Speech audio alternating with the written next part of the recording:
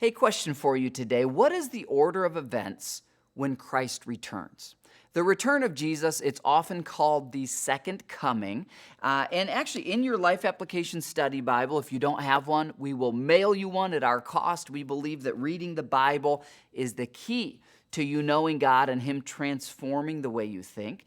In your Life Application Study Bible, you can read dozens of scriptures about the second coming of Christ, the return of Christ. One of those key scriptures is what we're in right now, 1 Thessalonians 4. Now, the context of this was Christians, young Christians, who had believers who had died, and they had had the funerals, and they were confused. Well, if Christ is going to return, how does all this fit together? Paul writes to them, and he tells them, starting in verse 13, it's okay to grieve the loss of a loved one, but grieve with hope. If they had believed in Jesus, you're going to see them again. Then verse 15, he starts to describe, we who are still living when the Lord returns will not meet him ahead of those who've died, for the Lord himself will come down from heaven.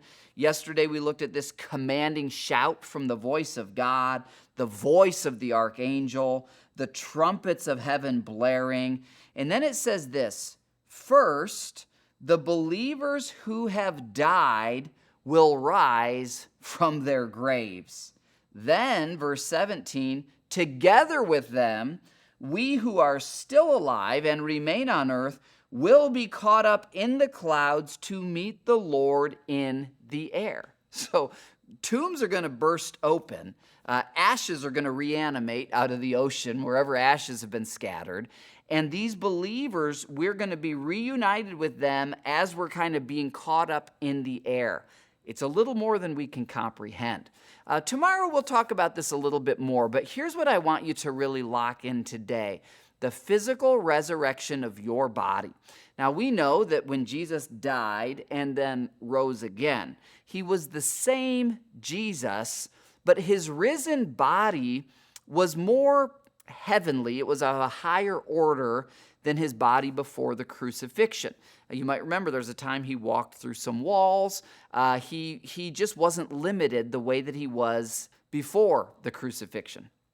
In the same way, we learn in 2 Corinthians 5 that you have a glorified body, a 2.0 body, a perfect body, a better body. So when Christ returns, I don't know all the details of this, but essentially as you're getting caught up into the clouds, your body is going to be transformed into that glorified body.